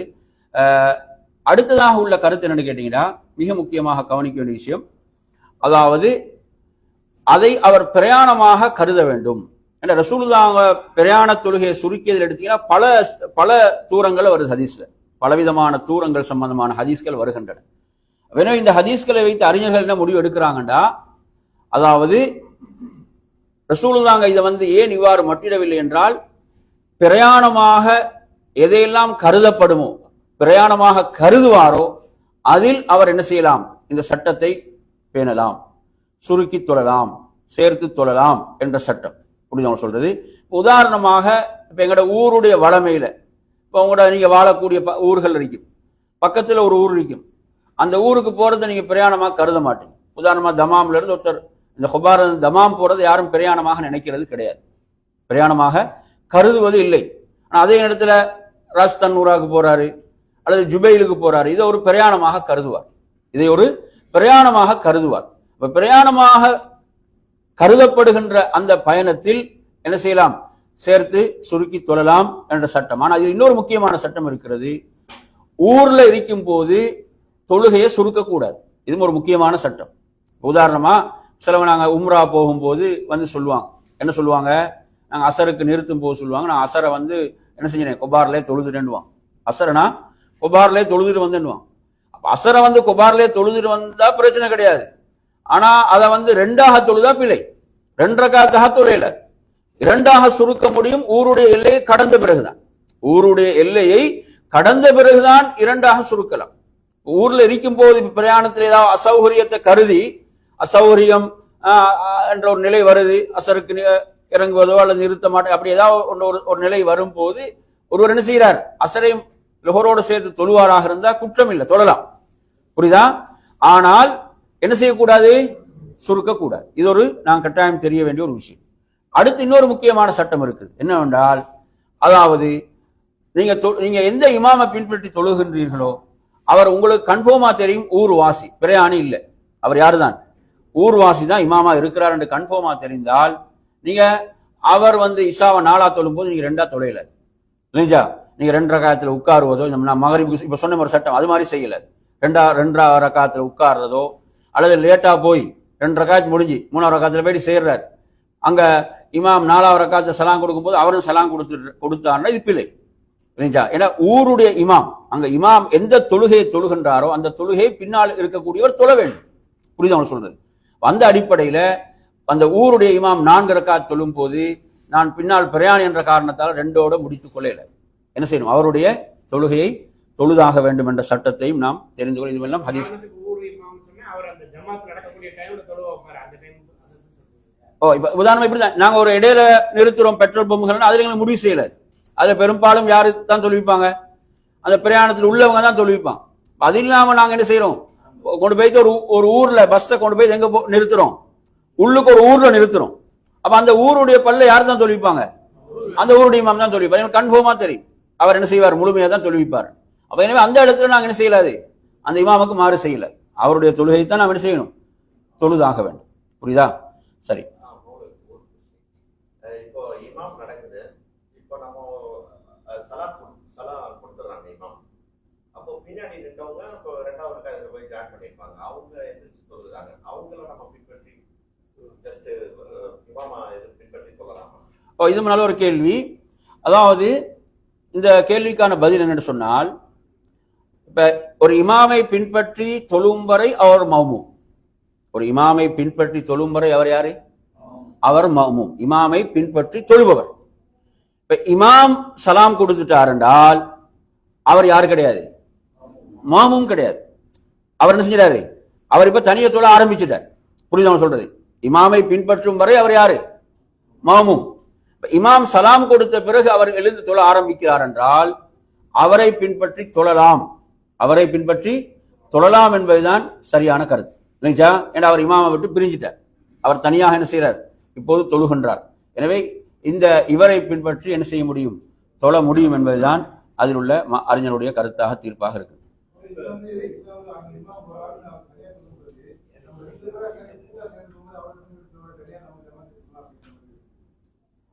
இல்ல, அதாவது நீங்க என்ன புரிஞ்சுக்கணும்னு சொன்னா, இப்ப 2 பேர் மஸ்ஜிதுக்கு போறாங்க, ஏன்னா அவங்க 2 பேரும் சேர்ந்து என்ன செய்யலாம்? ஜமாத் தாராளமா நடத்தலாம். ஜமாத் என்ன செய்யலாம்? தாராளமாக ஜமாத் நடத்தலாம். அப்படி ஒரு தொழக்கூடிய ஒருத்தரோட சேர்ந்து தொழ அனுமதி இருக்குன்னா அனுமதி இருக்கு. என்ன இருக்குது? இல்ல, நாங்க என்ன சொல்றோம்டா, இப்ப ஒருத்தர் வந்து தனியா போறாருன்னு வைங்களே, தனியா பள்ளிக்கு போறார், இன்னொருத்தர் கிடையாது, இல்லைங்களா? ஒருத்தர் தொழுது கொண்டு இருக்கிறார். இப்ப அவர் வந்து ஃபர்ல தான் தொழுகிறார் என்று தெரிஞ்சா அவரோட என்ன செய்யலாம்? சேர்ந்து கொள்ளலாம், இணைஞ்சு கொள்ளலாம். இப்ப இதுல இன்னொரு சட்டம் இருக்குது. என்ன சட்டம்டா, இப்ப சில நேரங்கள்ல பாத்தீங்கன்னா, இப்ப நாங்க மஸ்ஜிதுல தொழுதுட்டு உட்கார்ந்து இருப்போம், மஸ்ஜிதுல நாங்க தொழுதுட்டு உட்கார்ந்து இருப்போம். தொழுதுட்டு உட்கார்ந்து இருக்கும் போது ஒருத்தர் தான் வாரார். அவர் வந்து என்ன செய்யறாரு?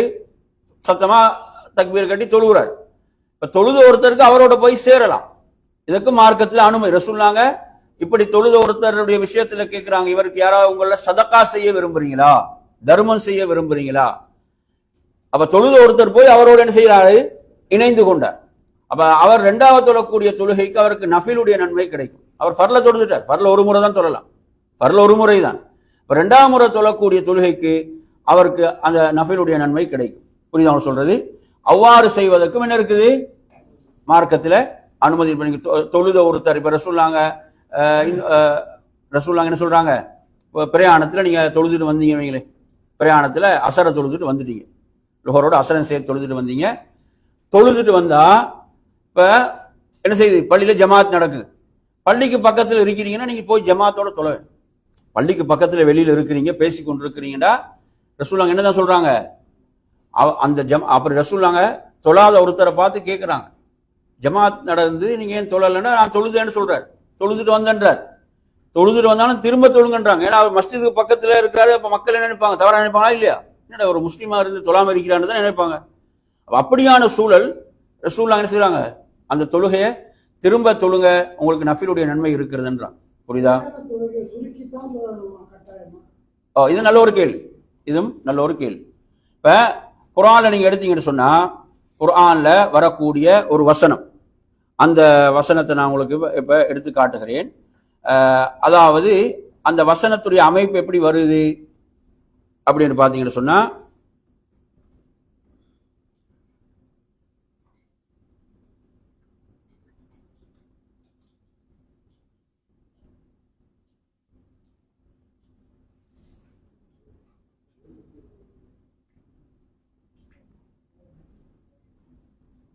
யா அய்யுஹல்லதீன ஆமனு இதா வரப்தும் ஃபில் அர்தி, இப்படி வருதுன்னா சூரத்துன் நிசா 4வது அத்தியாயம் 101வது வசனம். வைதா வரப்தும் ஃபில் அர்தி ஃபலைஸ அலைக்கும் ஜுனாஹுன் அன் தக்ஸூ மினஸ் ஸலாத்தி இன் ஹிஃப்தும் அன் யஃப்தினகுமுல் லதீன கஃபரு இன்னல் காஃபிரீன கானூ லகும் அதுவும் முபீனா. அதாவது நீங்கள் பூமியில் பயணம் செய்கின்ற போது காஃபிர்கள் உங்களை குழப்பத்துக்குள் ஆழ்த்துவார்கள் என்று நீங்கள் பயந்தால் தொழுகையை நீங்கள் சுருக்கி தொழுவதில் குற்றம் இல்லை என்று வருது. அப்ப இந்த வசனத்தை பொறுத்தவரையில இது வந்து காஃபிர்கள் குழப்பத்தை ஏற்படுத்தும் போது மாத்திரமா என்ற சந்தேகம் சஹாபாக்களுக்கு எழுந்த போது நபியிடத்துல கேட்கிறாங்க. அல்லாஹ்வுடைய தூதர் சொன்னாங்க, இது வந்து அல்லாஹ் உங்களுக்கு வழங்கிய சதகா, தர்மம். இதை நீங்க என்ன செய்ய, இது காபிர்களுடைய அச்சம், அவங்க ஒரு குழப்பத்தை ஏற்படுத்துவாங்கன்னு அச்சம் இல்லாவிட்டாலும் பிரயாணத்தில் உங்களுக்கு இது சலுகை அளிக்கப்பட்டது. இந்த வசனத்தில இருந்து அறிஞர் ஒரு சட்டம் என்ன எடுக்கிறாங்கன்னா, குற்றம் இல்லை என்று தான் வருது. இப்படி வருது, தொழுகை, அதாவது பிரயாணத்தில் நீங்கள் தொழுகையை சுருக்குவது குற்றம் இல்லை. இந்த வசனத்தை வைத்து அறிஞர்கள் எடுக்கக்கூடிய ஒரு சட்டம் என்னவென்றால், ஒரு பிரயாணத்தில் தொழுகை சுருக்காமல் முழுமையாக தொழுதாலும் தவறில்லை. புரியுதா சொல்றது? விளங்கிட்டா? விளங்கிச்சா இல்லையா? அதாவது இந்த வசனம் என்ன சொல்லுதுன்னா, குற்றமில்லை, பிரயாணத்தில் நீங்கள் தொழுகையை சுருக்குவது குற்றமில்லை, தவறில்லை என்று சொன்னால், இந்த வசனத்தை வச்சு அறிஞர் எடுக்கக்கூடிய ஒரு சட்டம் என்னவென்றால், பிரயாணத்தில் ஒருவர் தொழுகையை சுருக்காம 4ஆக தொழுதாலும் என்ன கிடையாது, தவறு கிடையாது. புரியுதா? எனவே கட்டாயம் என்ற சட்டம் இல்லை, கட்டாயம் என்ற சட்டம் இல்லை என்பது இதுல சொல்லப்படுற கருத்து. இது ஒரு கருத்து.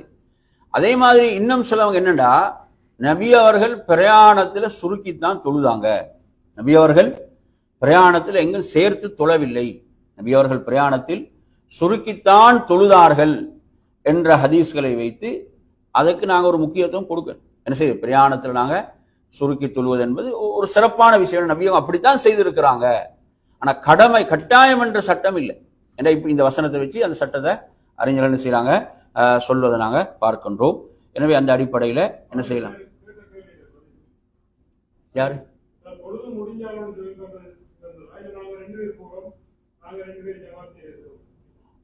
இப்படிதான், அதாவது 2 பேர் போனா அந்த 2 பேர் ஜமா செய்யறது சிறந்து. ஏன்னா அவர் சில நேரம் அவர் சுன்னத்தை தொழுகிறாரா இல்லையா, எதை தொழுகிறாருன்னு முடிவு செய்ய முடியாமலும் இருக்கலாம். புரியுதா சொல்றது? 2 பேர் மஸ்ஜிதுக்கு போனாங்கண்டா அந்த 2 பேர் ஜமாத்தை செய்யறது என்பதுதான் என்னது சிறந்தது என்பதை நாங்க புரிந்து கொள்ள.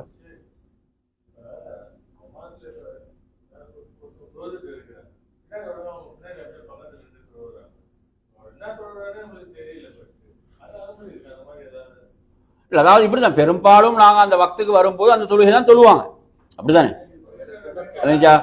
சில நேரங்கள்ல சுன்னத்து தான் அவர் தொழுகிறாருன்னா அவருக்கு ஒரு சின்ன சைகை செய்யலாம், கையை அப்படி கொஞ்சம் கீழே போடலாம், இல்லைங்களா? அப்ப அதை கண்டு அவர் என்ன செய்வாரு, அப்படி விலகி போயிடுவார். இப்ப ரசூலுல்லாஹ்வுடைய இரவு தொழுகை நீங்க எடுத்தீங்கன்னா, நபி அவங்க இரவு தொழுகையை தொழுகின்ற போது அப்துல்லாஹ் இப்னு அப்பாஸ் ரலியல்லாஹு அன்ஹு அவங்களோட இடது பக்கத்துல, ரசூலுல்லாஹ்வுடைய இடது பக்கத்துல நிக்கிறாங்க. நபி அவங்க தொழுகையை தனியா தான் ஆரம்பிச்சாங்க, தொழுகையை தனியா ஆரம்பிச்சாங்க. ஆரம்பிக்கும் போது அவர் என்ன செய்யறாரு, அல்லாஹ்வுடைய தூதரோட இணைந்து கொள்றாங்க. அப்ப அவர் இடது பக்கம் இருக்கும்போது ரசூலுல்லாஹ் அவங்களை பிடித்து அப்படி வலது பக்கம் நிறுத்துறாங்க. அப்ப இந்த ஹதீஸை நீங்க எடுத்து படிச்சாலும் என்ன செய்யுது, அவங்க இணைந்து கொள்றான். எனவே இவ்வாறு ஒரு தனித்து சொல்லக்கூடிய ஒருத்தரோட என்ன செய்யலாம், இணைந்து கொள்ளலாம் என்ற அந்த முன்மாதிரி அந்த ஹதீஸை நாங்க பார்க்கிறோம். எனவே அந்த அடிப்படையில அப்படி இணைந்து கொள்ள முடியும். அவர் சுன்னத்தான் தொழுகிறாருன்னா சுன்னத் அவருக்கு ஜமாத்தாக தொலைலாது, இந்த மாதிரியான முன்பின் சுன்னத்துகளை. எனவே அவர் என்ன செய்யுது, அப்படி கொஞ்சம் கையாள செய்ய செஞ்சாருன்னா அவர் என்ன செஞ்சிருவார், அவர் போயிடுவார், இல்லைங்களா? அந்த மாதிரி செயல்பட்டு கொள்ளலாம்.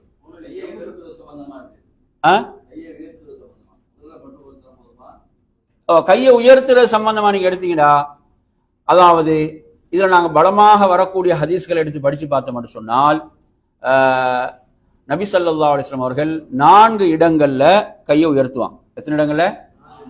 4 இடங்களில் அல்லாஹ்வுடைய தூதர் ஸல்லல்லாஹு கையை உயர்த்துவாங்க. அதுல ஆரம்பம் முதல்ல உயர்த்துவாங்க. அதே போன்று நிலையிலிருந்து ருக்குவுக்கு செல்லும் போது உயர்த்துவார்கள், ருக்குவிலிருந்து எழும்போது உயர்த்துவார்கள், 2வது ரகாத் அத்தஹியாத்தை முடித்துவிட்டு 3வது ரகாத்துக்கு எழும்போது உயர்த்துவார்கள். இப்படி 4 சந்தர்ப்பங்கள் ஹதீஸ்ல வருது. இந்த 4 சந்தர்ப்பங்களும் சுன்னத்தான சந்தர்ப்பங்கள். நல்லா கவனத்தில் கொள்ளுங்க. இந்த 4 சந்தர்ப்பங்களும் என்ன சுன்னத்தான சந்தர்ப்பங்கள். இதில் அப்துல்லாஹ் இப்னு மஸ்ஊத் ரலியல்லாஹு அவங்க ஆரம்பத்தில் மட்டும் உயர்த்தினாங்கன்னு வரக்கூடிய அந்த செய்தி கூட எடுத்தீங்கன்னா ஒரு பலவீனமாக தான் இருக்குது. இந்த 4 சந்தர்ப்பங்களை உயர்த்தின செய்தி தான் அதுல மிக பலமாக பல அறிவிப்பாளர்கள்ல பல ரிவாயத்துக்களாக வரக்கூடிய செய்தி. சரியா? சரி.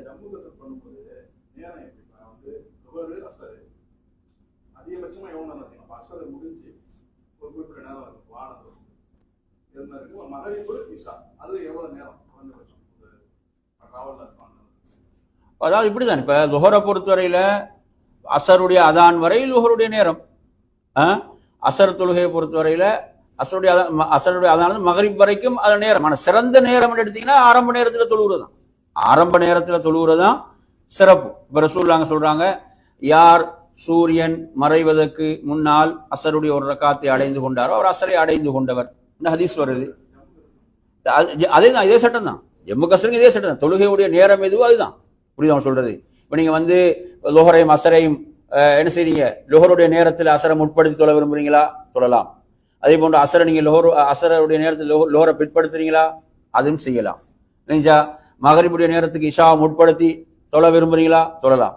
அல்லது இஷாவுடைய நேரத்துக்கு மகரிபை பிற்படுத்த விரும்புறீங்களா, என்ன செய்யலாம். இதெல்லாம் ரசூலுல்லாஹ்வுடைய முன்மாதிரி உள்ளவை. இதற்கெல்லாம் அல்லாஹ்வுடைய தூதருடைய முன்மாதிரி என்ன செய்து தாராளமாக இருக்கிறது என்பதை நாங்கள் புரிந்து கொள்ளும்.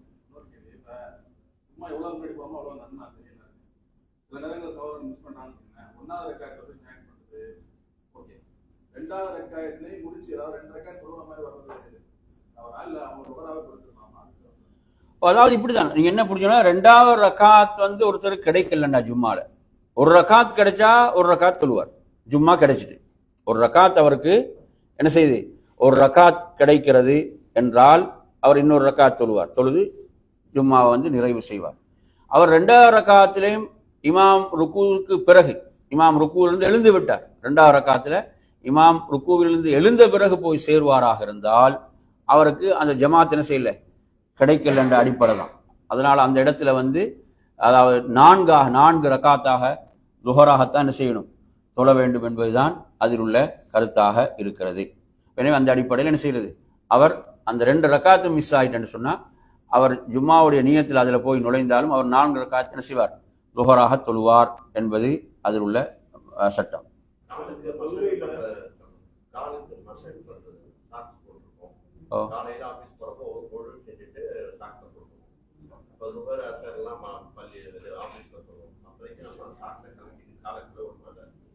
அதான் நீங்க எப்படிதான் மஸ்ஹை பொறுத்தவரையில மஸ்ஹுக்கு அனுமதி இருக்குது, சாக்ஸ் மீது மஸ்ஹு செய்வதற்கு மார்க்கத்தில் அனுமதி இருக்கிறது. ஏராளமான ஹதீஸ்கள் அது தொடர்பாக வந்திருக்குது, ஏராளமான ஹதீஸ்கள் வந்திருக்குது.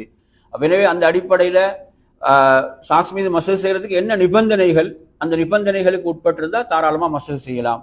அதுல நீங்க கவனிச்சீங்கன்னு சொன்னா, அதாவது உது செய்தவராக அதை அணிந்திருக்க வேண்டும், அதை அணியும் போது உது செய்தவராக அணிந்திருக்க வேண்டும் என்பது அதுல கவனிக்க வேண்டிய முக்கியமான விஷயம். அதே போன்று நாங்க அந்த சாக்ஸை கலட்டக்கூடாது. கரண்டை வரை உள்ள அந்த பகுதி அதை என்ன செஞ்சிருக்கணும், அது மறைத்து கட்டாயம் கழுவப்பட வேண்டிய அந்த பகுதிகள் மறைத்திருக்க வேண்டும் என்ற விடயம். அதே போன்று ஒரு ஊர்ல இருக்கக்கூடியவர்கண்டா ஒரு நாள் ஒரு இரவும் பகலும் அதன் மீது மஸ்ஹு செய்யலாம். ஒரு பிரயாணி என்றால் 3 இரவு 3 பகல் என்ன செய்யலாம், 3 நாட்கள் மஸ்ஹு செய்யலாம். குளிப்பு கடமையாகக்கூடிய ஏதாவது ஒன்று நடந்து விட்டால் இந்த சட்டம் என்ன செஞ்சிடும், அதாவது பலம் இழந்து விடும். ஏன்னா குளிப்பு கடமையாகக்கூடிய ஒரு விஷயம் நடந்தால் அவர் அந்த கட்டாய குளிப்பை நிறைவேற்றி ஆகணும் முதலாவது. எனவே அப்படி இல்லாத போது அவருக்கு சிறு தொடக்கு ஏற்படும் போது, உதுவை முறிக்கக்கூடிய காரியங்கள் ஏற்படும் போது அவர் உது செய்து அதன் மீது மஸ்ஹு செய்யலாம். மஸ்ஹு செய்யும் போது அதனுடைய மேல் பகுதி மட்டும்தான், மேல் பகுதி மாத்திரம்தான் மஸ்ஹு செய்யப்படும், கீழ்ப்பகுதி மஸ்ஹு செய்யப்படக்கூடாது. எப்படி நாங்க 2 காதையும் மஸ்ஹு செய்யறோம் ஒரே தடவை, அப்படி ஒரே தடவையா செய்யறது சிறந்தது. அப்படி சிரமம்னா முதலாக வலதை மஸ்ஹு செஞ்சுட்டு இடதையும் என்ன செய்யலாம், மஸ்ஹு செய்து கொள்ளலாம். இதுதான் அதனுடைய சட்டம். அதே போன்று அந்த சாக்ஸ் அவர் எப்ப அணிவாரோ அதிலிருந்து நேரம் ஸ்டார்ட் ஆகாது. எப்ப முதல் மஸ்ஹு செய்வாரோ, முதல் மஸ்ஹு எப்ப செய்வாரோ அதிலிருந்து தான் அந்த ஒரு இரவு ஒரு பகல் என்ற டைம் என்ன செய்யும், ஸ்டார்ட் ஆகும் என்ற கணக்கு எடுக்கப்படும் என்றது நாங்கள் இதுல தெரிந்து கொள்ள வேண்டிய சட்டங்கள். சரியா? இது மஸ்ஹோட சம்பந்தப்பட்ட சட்டம்.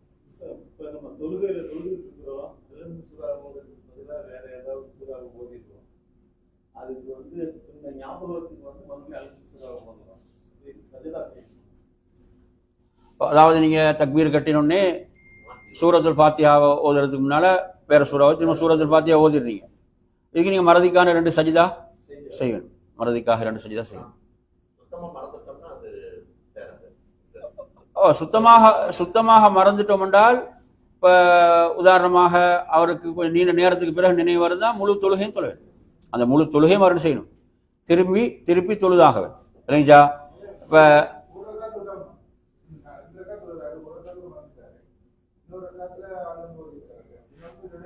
அப்ப திரும்ப அவர் என்ன செய்யும், அந்த ஒட்டோவாக அந்த 2வது ரக்காத் முதலாவது ரக்காத் ஆகும், திரும்ப ஒரு ரக்காத் தொலைன்னு வரும். ஏன்னா ஒரு அர்க்கானை விட்டிருக்கிறார். சூரத்துல் ஃபாத்திஹான்றது தொழுகையுடைய அர்க்கான்ல உள்ள, சூரத்துல் ஃபாத்திஹா ஓதாத தொழுகை அல்ல என்ற ஹதீஸ் இருக்கு. அப்ப எனவே அவர் என்ன செஞ்சிட்டார், சூரத்துல் ஃபாத்திஹா மறந்துட்டார். 2வது ரக்காத் வைக்கும் போது அவருக்கு ஞாபகம் வருது, முதல் ரக்காத்துல சூரத்துல் ஃபாத்திஹா ஓதல்லண்டா ஒட்டோவாக என்ன செஞ்சிடும், அந்த 2வது ரக்காத் முதல் ரக்காத் ஆயிடும். அவர் திரும்ப என்ன செய்யணும், இன்னொரு ரக்காத் தொழ வேண்டும். தொழுது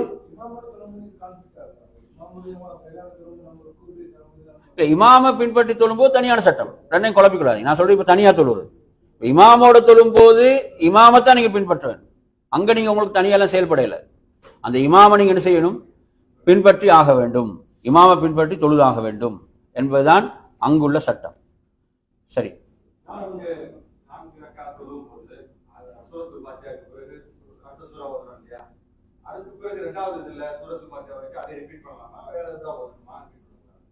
அது இந்த கேள்வியை பொறுத்தவரையில, அதாவது நாங்க அதே சூறாவை ஓதாம 2வது ரக்காத்துல இன்னொரு சூறா ஓதுறதா என்னது ஒரு ஒரு சிறந்த முறை சொல்றது. ஏன்னா ரசூலுல்லாஹ்வுடைய தொழுகை முறை பற்றிய ஹதீஸ்கள் நாங்கள் எடுத்து படித்து பார்க்கும் போது வரக்கூடிய ஹதீஸ்கள் எல்லாம் என்ன செய்யுது, ஒரே சூறாவை ஓதினாங்கன்ற ஒரு செய்தி வரக்கூடிய ஒரு செய்தி வருது.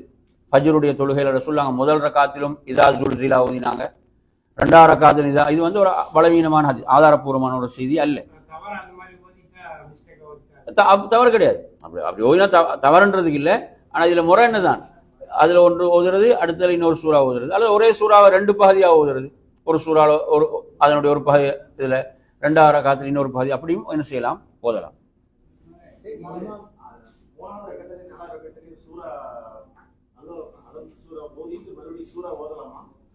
அதாவது இப்படிதான் ஹதீஸ் எப்படி வருதுன்னா, ஹதீஸ்ல வரக்கூடியது வந்து 3வது 4வது ரக்காத்துல ரசூலுல்லாஹ் சூரத்துல் ஃபாத்திஹா மட்டும்தான் ஓதுவான், சூரத்துல் ஃபாத்திஹாவை மட்டும்தான் ஓதுவான். இல்ல, அதாவது இப்படிதான். இப்ப சில நேரங்கள்ல இமாம் ருக்குவுக்கு செல்லல, இமாம் என்ன செய்யல, ருக்குவுக்கு செல்லல, நாங்க சூரத்துல் ஃபாத்திஹாவை ஓதிட்டோம்டா இமாம் இன்னும் ருக்குவுக்கு போல நாங்க ஓதலாம், என்ன செய்யலாம், ஓதுறதுல எல்லாம் தப்பில்லை, ஓதி கொள்ளலாம், ஓதலாம். புரியுதா? இல்ல, அங்க ஒரு தவறு நடக்கல. உங்களுக்கு என்ன தவறு நடக்குது?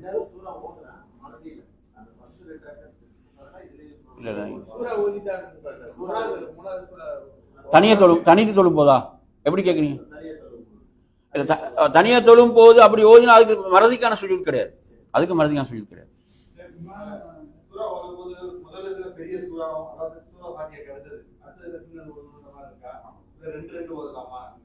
அதாவது வளமையான முறை அதுதான். வளமையான முறைண்டா முதல் ரக்காத்தை விட 2வது ரக்கா சுருக்கமா இருக்கும்.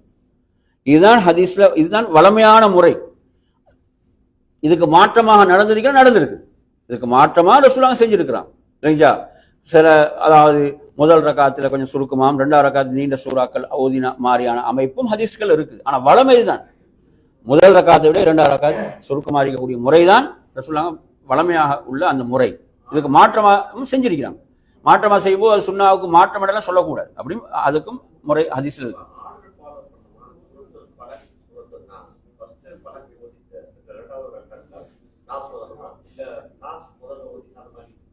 இல்ல, அதாவது இப்படிதான், அந்த முறை தான் சிறந்தது. இப்ப ரசூலுல்லாஹ்வுடைய தொழுகை முறை நான் இப்ப ஆரம்பத்தில் சொன்ன அதே ஹதீஸ் தான். என்ன, அதாவது எதுண்டா, இப்ப நாங்க அந்த குர்ஆனுடைய ஆர்டர் இருக்குதானே, அந்த அப்படி தொடர்ச்சி அந்த மாதிரி ஓதுறது சிறந்தது. மாத்தி ஓதலாம்டா ஓதி இருக்கிறான். ரசூலுல்லாஹ் செஞ்சுக்கிறாங்க.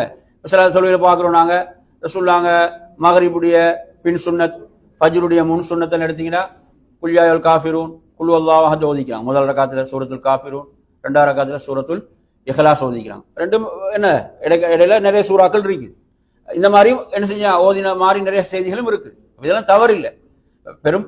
பெரும்பாலும் எப்படி அவங்களோட முரண்டா அடுத்தடுத்து உள்ள சூறாக்கள், முதல் சூறா பெரியதாகும், 2வது சூறா சிறியதா, அந்த மாதிரி உள்ள அமைப்பு பொதுவாக இருந்துச்சு.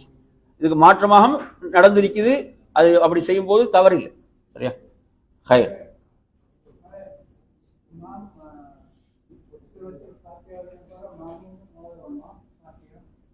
அதாவது இது இந்த கேள்வியை பொறுத்தவரையில நன்றாக புரிஞ்சுக்கோங்க. இமாம் சப்தமிட்டு ஓதக்கூடிய ரக்காத்துகள்ல தான் கருத்து வேறுபாடு இருக்குது. இமாம் சப்தமிட்டு ஓதக்கூடிய ரக்காத்துகள்ல பின்னால் உள்ளவங்க ஓத வேணுமா என்றதுல கருத்து வேறுபாடு இருக்குது. சரியா? அறிஞர்களுக்கு மத்தியில். அது இல்லாம இமாம் மௌனமாக ஓதக்கூடிய ரக்காத்துகள்ல கட்டாயம் பின்னால சொல்லக்கூடிய மாமும்களும் கட்டாயம் ஓத வேண்டும். இதுல மட்டும் ஒரு கருத்து வேறுபாடு, ஒரு பலமான கருத்து வேறுபாடு அதுல இருக்குது. இல்லைன்னு இல்லை. என்னன்னு கேட்டீங்கன்னா, குர்ஆன்ல அல்லாஹ் சொல்றான், ஃபஇதா குர்இல் குர்ஆனு ஃபஸ்தமிஉ லஹு வஅன்சிது லஅல்லகும் துர்ஹமூன். குர்ஆன் ஓதப்பட்டால் நீங்க வாய் மூடி செவிதாழ்த்தி கேளுங்கள், நீங்க அருள் செய்யப்படுவீங்கன்னு குர்ஆன் சொல்லு. இந்த வசனத்தின் அடிப்படையில இப்ப இமாம் ஓதும் போது வாய் மூடி செவிதாழ்த்தி, அங்க வந்து வாய் மூடி என்ற வார்த்தை சேர்ந்தா வரும். ஃபஸ்தமிஉ லஹு வஅன்சிது, வாய் மூடி செவிதாழ்த்தி கேளுங்கள். என்ற குர்ஆன் வசனம். அதே மாதிரி இது என்னது, இது தொழுகைக்கு வெளியே எல்லாத்தையும் உள்ளடக்கக்கூடிய ஒரு வசனம். அதே மாதிரி ஹதீஸ்ல நீங்க முஸ்லீம்ல பாத்தீங்கன்னா ரசூலுல்லாஹ் சொல்றாங்க, இமாம் நியமிக்கப்படுவது பின்பற்றப்படுவதற்காக, இமாம் ஓதினால் நீங்கள் வாய் மூடி செவிதாழ்த்தி கேளுங்கள் என்றும் ஹதீஸ் இருக்குது. அதனால இந்த ஹதீஸ் எல்லாம் பலமான ஆதாரமாக இருக்குது என்ன, இமாம் ஓதும் போது ஓதக்கூடாது என்பது. அதே நேரத்தில் சூரத்துல் ஃபாத்திஹா மட்டும் ஓத வேண்டும் என்றவங்க எந்த ஹதீஸை கொண்டு வராங்கண்டா, சூரத்துல் ஃபாத்திஹா ஓதப்படாத தொழுகை அல்ல, சூரத்துல் ஃபாத்திஹா ஓதப்படாத தொழுகை குறையுடையது என்பார் ஹதீஸ்கள் அவங்க கொண்டு வராங்க. அதுவும் பலமான செய்திகள் தான். அதனால இதுல அதாவது நாங்கள் நன்றா புரிஞ்சுக்கோங்க, ஒருவர் ஏதாவது ஒரு கருத்தை இதுல தேர்வு செய்யலாம். அந்த கருத்தின்படி அவர் செயல்படலாம். நான் ஓததான் வேணும் என்ற கருத்தில் உள்ளவங்க, இப்போ இமாம் ஷாஃபி என்றா இமாம் ஷாஃபி ரஹிமுல்லா அவங்கள்ட்ட ஓத வேணும் என்ற நிலைப்பாடு இருக்கிறது. இமாம் அபு ஹனீஃபா ரஹ்மத்துல்லாஹி இமாம் சத்தமா ஓதக்கூடிய ரக்காத்துகள் ஓத தேவை நிலைப்பாடு இருக்கு. எனவே இதுல ஏதாவது ஒரு நிலைப்பாடை எடுத்து ஒருவர் செயல்படலாம். எது சரி என்று அவருக்கான அதுல என்ன செய்யலாம், செயல்படலாம் என்பதுதான் அதற்கான விளக்கம். சரி, வேற எதுவும் கேள்விகள் இருக்குதா?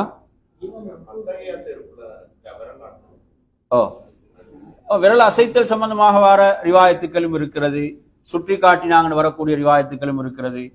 அசைத்தல் அசைத்தல் என்று வரக்கூடிய வாசகத்தை சிலவங்க பலவீனப்படுத்தக்கூடியவங்களும் இருக்கிறாங்க. அந்த வாசகத்தை இல்லை அது பலமானதுன்னு சொல்லக்கூடியவங்க இருக்கிறாங்க. எனவே அதுல நீங்க எடுத்தீங்கன்னா அசைத்தல் அதே போன்று ஆரம்பத்தின் சுற்றி காட்டல், இந்த ரெண்டு முறையும் என்ன செய்யுது ஹதீஸ்ல வரக்கூடிய முறைகள் தான். இதுல எதாவது நடைமுறைப்படுத்தினாலும் சுன்னால வரக்கூடியதுதான். புரியுதா? அப்படி நாங்க புரிஞ்சுக்கிட்டோம்னா சரியா இன்ஷா அல்லாஹ்.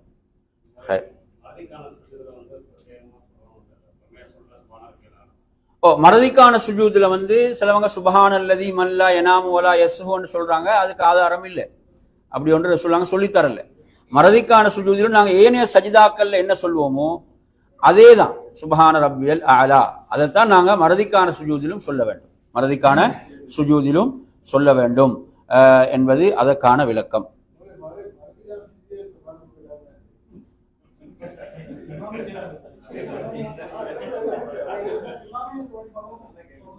எப்படி இப்படிதான் அல்லாஹ் குர்ஆன்ல சொல்றான், ரப்பனா லா துஆஹிதுனா இன் நஸீனா அவ் அக்தஅனா, அதாவது நாம் மறதியாக விட்டவைகள், மறதியாக செய்தவைகள், தவறுதலாக விட்டவைகள், இதில் எம்மை குற்றம் பிடித்து விடாதே என்று அல்லாஹ் சொல்லித்தரான் குர்ஆன்ல. இதுதான் சொல்லலாம், ரப்பனா லா துஆஹிதுனா இன் நஸீனா அவ் அக்தஅனா. சரியா?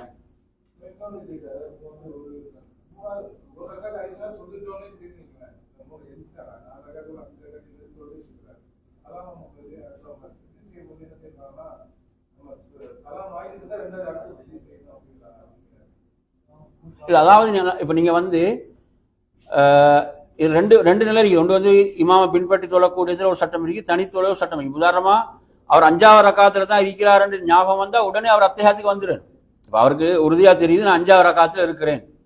அது அவர் ருக்கூல இருக்கும் போது நினைவு வந்தாலும் சரி, அல்லது நிலையில இருக்கும் போது நினைவு வந்தாலும் சரி, அவர் உடனே என்ன செஞ்சிட வேணும், அத்தஹியாத்துக்கு வந்துடுறார். அத்தஹியாத்துக்கு அவர் என்ன செய்யறது, அத்தஹியாத்தை ஓதுறது. அத்தஹியாத்தை ஓதிவிட்டு சலாம் கொடுத்து விட்டு மறுபடியும் 2 சஜிதாக்களை செய்து மறதிக்கான 2 சஜிதா செஞ்சு சலாம் கொடுக்குறது. இதில் நீங்க என்ன சுருக்கமா புரிஞ்சுக்கணும்னு கேட்டீங்கன்னா, அதாவது தொழுகையில் நாங்கள் ஏதாவது அதிகப்படுத்தினால் சுஜூத சலாமுக்கு பிறகு செய்யறது. தொழுகையில் நாங்கள் ஏதாவது அதிகப்படுத்திட்டோம், அப்படி அதிகப்படுத்தி விட்டால் மறதிக்கான 2 சஜிதாக்களை தொழுகையை முடித்த பிறகு செய்து சலாம் கொடுக்கிறது. தொழுகையில் நாங்கள் ஏதாவது குறைச்சிட்டோம், உள்ளதை குறைத்து விட்டோம், அப்படி என்றால் அந்த சலாமை நாங்க சலாம் கொடுப்பதற்கு முன்னால மறதிக்கான 2 சஜிதாக்களை செய்து என்ன செய்யறது, சலாம் கொடுத்தல். இதை இப்படி நாங்க சுருக்கமா ஞாபகம் வச்சுக்கொண்டா அந்த மாதிரி செஞ்சு கொள்ளலாம். சரியா? ஹைர் இன்ஷா அல்லாஹ்.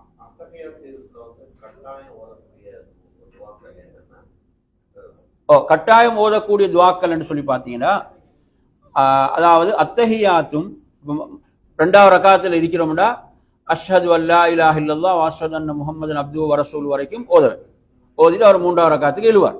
இப்ப கடைசி ரக்காத்தாக இருந்தால் அவர் அத்தஹியாத்தையும் நபி மீது ஸலவாத்து சொல்வதும் கட்டாயம். அதே போன்று சில அறிஞர்கள் இந்த துவாவையும் கட்டாயமாகத்தான் காண்றான். அல்லாஹும்ம இன்னி அஊது பிக மின் அஸாபில் கப்ரி வ மின் அஸாபின் நாரி ومن عذاب جهنم ومن فتنة المحيا والممات ومن فتنة المسيح الدجال اللهم إني أعوذ بك من المعصم والمغرم. வார்த்தைகள் கொஞ்சம் மாற்றமாக பல ரிவாயத்துகள் இதில் வருது.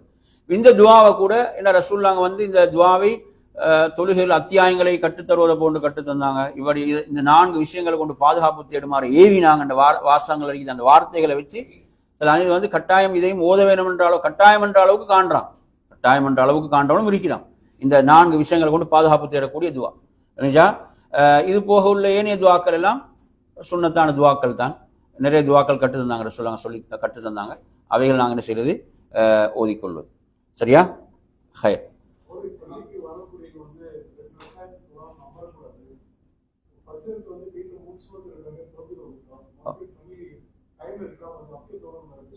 இதனால ஒரு கேள்வி, ஏன்னா ரசூலுல்லாஹ் சுன்னத்தான தொழுகைகளை வீட்டில் பெரும்பாலும் தொழுதாங்க.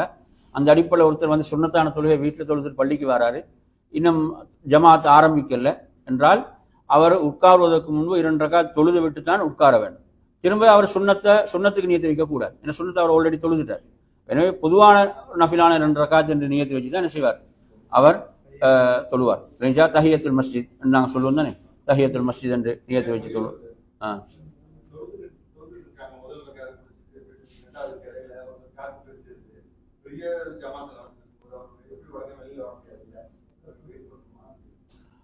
அதாவது இப்படிதான், என்னன்னு கேட்டீங்கன்னா ஒரு சட்டம் இருக்குது, சஃப்புகளுக்கு இடையாள செல்றதுல தடல்ல. இப்ப தொழுகைக்கு தொழக்கூடியவருக்கு முன்னால குறுக்கே செல்லக்கூடாதுன்ற சட்டம் இருக்குதானே, அது வந்து சஃப்புகளுக்கு இடையில் செல்வதற்கு அனுமதி இருக்குது. அதுக்கு என்ன செய்யுது, ஹதீஸ்ல அப்துல்லா இப்னு அப்பாஸ் நான் அப்படி சென்ற செய்தியில் ரசூலுல்லாஹ் அவளை தடுக்கலன்னு வரக்கூடிய செய்தியெல்லாம் வச்சு அது அனுமதி எடுக்கிறாங்க. சஃப்புக்கு இடையால நீங்க என்ன செய்யலாம், போகலாம். உங்களுக்கு சஃப்புக்கு இடையால சென்று போவதற்கு வாய்ப்பு இருந்தால் நீங்க என்ன செய்யலாம், போகலாம். இல்லைங்க அவன் சொல்றது, அதுக்கும் வாய்ப்பு இல்லைன்னா என்ன செய்யணும், முடிச்சுதான் கடைசியில் தான் போக வேண்டியது. சரியா? ஹைரிஷா. சரி, இப்ப என்ன செய்ய முடிச்சுக்கொள்ளுமா ஷேக்? கொஞ்சம் பாத்தீங்களா இங்க என்ன செய்யறது, முடிச்சுக்கொள்ளுமா? இல்ல நம்ம மௌலவி ஷேக் வாரண்டாரு, அவர் இன்னும் வந்து சேரல. மக்கள் லேட்டே.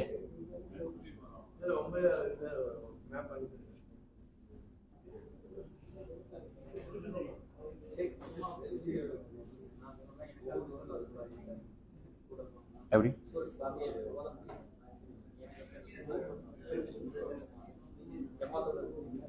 எந்த மாதிரி சந்தர்ப்பத்தில்? அதாவது நல்ல ஒரு கேள்வி. இப்ப நல்ல கவனிங்க, அதாவது இமாமை பின்பற்றி சொல்லும் போது இமாம் தான் பொறுப்பு, அப்படிதானே? இமாமை பின்பற்றி சொல்லும் போது இமாம் பொறுப்பு. அதனாலதான் நாங்க ஒருவர் வந்து ருக்கூல இமாமோடு சேர்ந்தால் அவருக்கு என்ன செய்யுது, ரகாத் கிடைத்து விட்டது. அவருக்கு என்ன செய்து விட்டது, ரகாத்து கிடைத்து விட்டது. எனவே அந்த அடிப்படையில இங்க வந்து அந்த பொறுப்பெல்லாம் யாருக்குரியதாக இருக்குது, இமாமுக்குரியதாக இருக்கிறது. ஏன்னா அபி பக்ரா ஹதீஸை நீங்க எடுத்து படிச்சு பாத்தீங்கன்னா, அபி பக்ரா ரலியல்லாஹு வந்து சஃப்புக்கு வாரத்துக்கு முன்னால ருக்கு செஞ்சார். சஃப்புக்கு வாரத்துக்கு முன்னால ருக்கு செஞ்சார். நபி அவங்க அவருக்கு தடுத்தது, நீங்க சஃப்புக்கு வாரத்துக்கு முன்னால இதுக்கு பிறகு ருக்கு செய்யாதீங்க. ரசூலுல்லாஹ் அவருக்கு என்ன சொல்லலனா, திருப்பி அந்த ரக்காத்தை தொழுங்கன்னு சொல்லல. இந்த ஹதீஸ் தான் இதுல பலமான ஆதாரம். ருக்கு ஒருத்தர் கிடைச்சா ரக்காத் கிடைத்து விட்டது என்பதற்கான ஆதாரமாக கொண்டு வரக்கூடிய ஹதீஸ். அந்த அடிப்படையில அங்க அந்த பொறுப்பு யாருக்குரியதாக இருக்குதுன்னா இமாமுக்குரியதாக இருக்கிறது என்பதை நாங்க புரிந்து கொள்ள வேண்டும். ஹைர் இன்ஷா அல்லாஹ். நாங்க என்ன செஞ்சு கொள்வோம், ஷேக் வந்து 9 காலம் வாரத்துக்கு அதுக்கு போற செஞ்சு சிரமம் இல்லையா? கஷ்டம். அப்ப நாங்க இன்ஷா அல்லாஹ் இன்றைக்கு வகுப்பு இதோட முடிச்சு கொள்வோம் இன்ஷா அல்லாஹ். பாரக்கல்லாஹு ஃபீக்கும். அடுத்த நாளைக்கு வகுப்புக்கு பேர் பதிஞ்சவங்க இன்ஷா அல்லாஹ் சரியாக காலை 8:30 மணிக்கு வந்துடுங்க. சுப்ஹானக்கல்லாஹும்ம வபிஹம்திக அஷ்ஹது அல்லா இலாஹ இல்லா அன்த அஸ்தக்ஃபிருக வ அத்தூபு இலைக். அஸ்ஸலாமு அலைக்கும். இல்லை அவர்கள் மிஷின் போடுங்க, அங்கே போக சொல்லுங்கள். இங்கே வர தேவையில்லை, அங்கே அவர் சாப்பாடு